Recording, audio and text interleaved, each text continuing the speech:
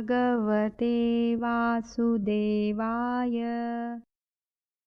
ॐ नमो भगवते वासुदेवाय। ॐ नमो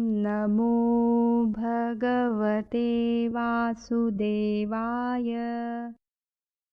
ॐ नमो भगवते वासुदेवाय। ॐ नमो भगवते वासुदेवाय। ॐ नमो भगवते वासुदेवाय। ॐ नमो भगवते वासुदेवाय। ॐ नमो भगवते वासुदेवाय। ॐ नमो भगवते वासुदेवाय। ॐ नमो भगवते वासुदेवाय।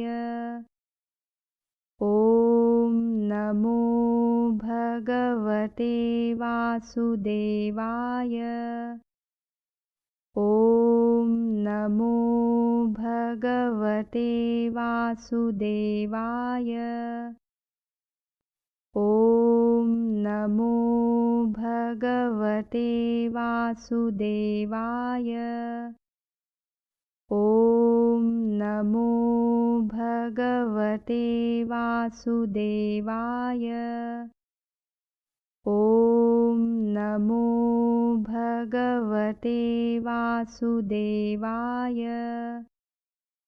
ॐ नमो भगवते वासुदेवाय। ॐ नमो भगवते वासुदेवाय।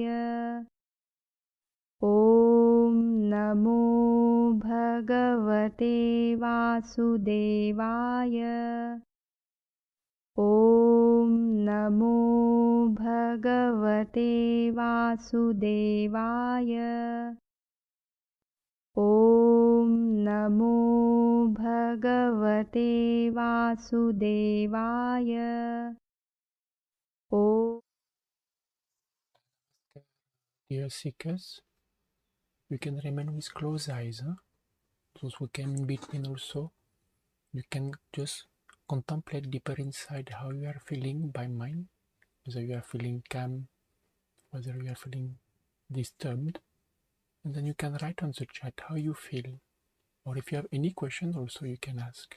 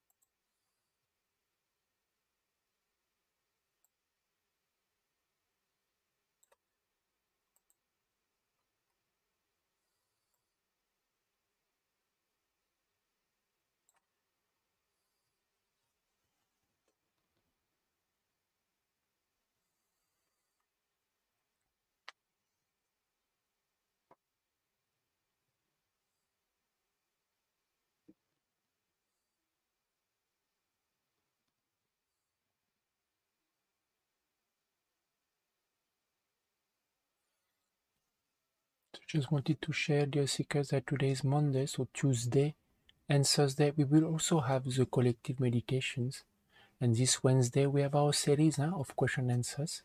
So this Wednesday will be actually no topic, it will just be any questions that you have about spirituality.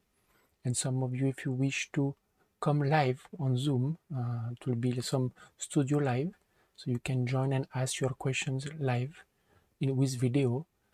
And so some of you, if you wish, you can share your questions and you can come at that time and share it live. Otherwise, some of you can share it directly on the chat also. So it will be just question answer on any question in regards to spirituality or any misconception and doubt you may have that you think about spirituality or spiritual practice. Of course, every question is welcome in regards to this topic. So it will be interesting session that is on Wednesday. So I think some of you wrote different, I think some questions are there and some of you wrote different experience. From Tom Rock, you said physically they at work, body fatigue, but after chanting today, body is more fresh and the end pain is gone. I'm feeling more calm and balanced. Of course, Tom Rock, now when we come back from office, at that time, definitely it is different than weekend. So that's why spiritual healing remedy we do regularly when we come back from work helps to, like salt water is actually when we come back from office at home, because see, we collect negative vibration no outside, whether it is outside in commuting or in office. So instead of keeping that negative vibration around us, if we do salt water remedy immediately or after some time, then in a way we can experience a more peaceful evening. From Brown, you say you experienced it was wonderful for you. From Mirmi Kara, it is deal with communication. Tread carefully and say less. Okay, it's not clear to you your message, Mirmi Kara. From Swati is peaceful and calm. From Mahabir, you said feeling calm after chanting. From Meghna, you found it a bit difficult to chant today. Any tips on improving focus on chanting? So actually see what different tips to help ultimately see to be able to have better chanting. It takes time to create that impression. So more we chant, initially we may feel someday we don't feel anything, someday we feel nothing happen. But it's a question of time that the impression of chanting grows and the other impression in the mind become less. So one of the first aspect is quantity, to chant as much as possible, even though we may feel the quality may be less, because after when the quantity is achieved, then after that we can go towards quality. So what you can helps you also, another tip is sometimes okay, chanting for 1 hour at a stretch may be difficult or longer time, but just try to chant sometimes, set few times a day, just for 3-4 minutes or 5 minutes only, maybe 4-5 times a day, where you can try at that time to chant wholeheartedly. Close your eyes and try to chant wholeheartedly with full concentration, just few minutes, because in our mind will accept not to chant with concentration or wholeheartedly for few minutes, but we may not be able to do so for a longer time. Because when we try to chant wholeheartedly, at that time we may achieve concentration, and at that time we feel we be able to attract the divine positivity. So like that, few times a day can be done. But of course we should try to chant regularly during activity. From Vesna, you said today I felt distress all day in the heart chakra. Now it's a bit calmer. So Vesna, you can do this Nyas posture and that mudra at the level of the heart chakra, or you can keep an empty box also facing your heart chakra. There is a question from my boss from CA. You say recently my boss is nipking me, making me overwhelmed and causing distress. What should I do? So to pray for my work, my job is smooth and safe until I resign in August.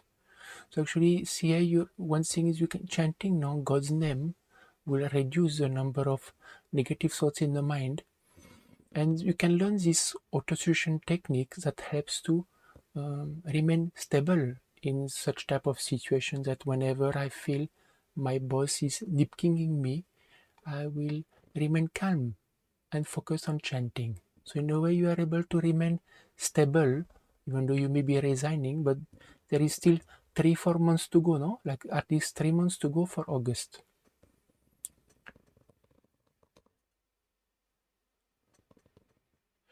From Grishma, you said, I've been restless from past 2 days. You try hard to sit at one place and meditate. I have chanted all aloud, little bit better, but want to be better. That is okay, Grishma. It's good that you are trying to chant aloud. You can try the other healing remedy, such as saltwater remedy, and try to play the divine chant sometime in low tone in background, especially at night when we sleep, because then it reduces the negativity, in the environment.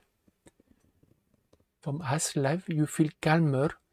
You have a question. He said, is it okay to do, I do chanting in Savasana positions, not in sitting position. I am head, feet, east, west. That is okay, because see, what I shared initially, sitting in meditative postures is better if we can, but those who have any discomfort physically, some can lay down, some can lay down on bed, half lay down. It's okay also, because important is our mind to be able to concentrate.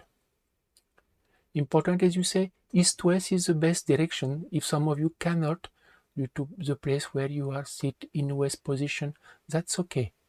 But if you can sit in the east-west position for chanting or meditating, it is better. From Satsing, you said you felt restless but continue to persevere, feeling better, and you have more energy now. From Swati, sometimes I get a lot of resistance to do chant or spiritual remedy. What should be done at that time? See, at that time, no, if you don't know what to do, ultimately we have to try, no, because at that time there is no other things to overcome distress. At that time you can pray to God for protections. If you find a lot of difficulty to chant, you can try breathing, deeper breathing inside for some time, and try to resume chanting. Because sometimes when distress rises, in our mind, then sometimes a deep breath for some time may help to calm the mind, and then try to resume chanting, or some healing remedy that is easier for you to do. Because sometimes the saltwater remedy, we may have less resistance as compared for chanting. It will depend, because everyone is different.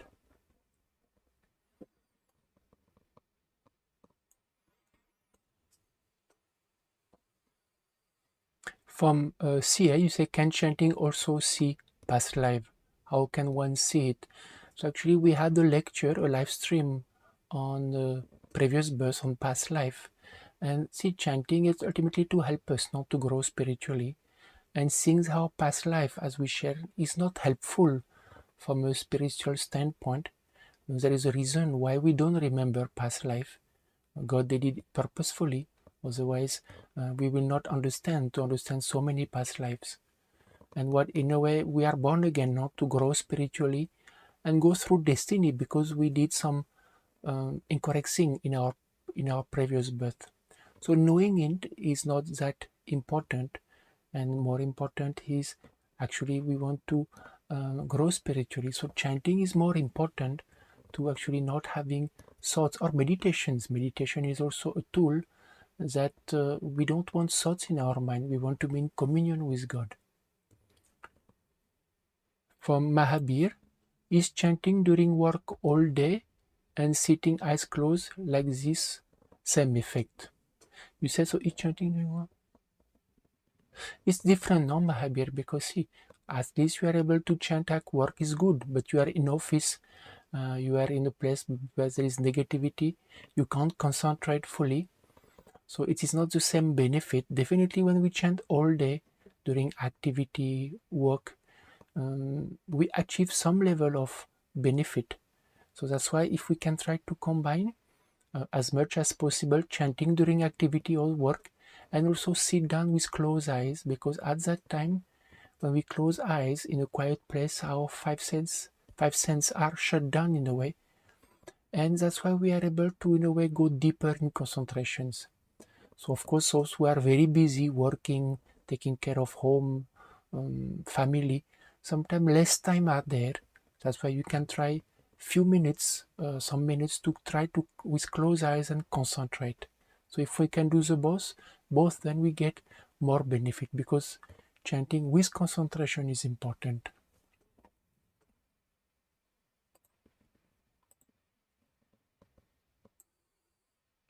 From Yolanda, I was very stressed today, but much gratitude for this chanting session that calm you down and you feel much better now. So, dear Seeker, wishing you a blissful day and hope to see you tomorrow in our collective session. Namaskar.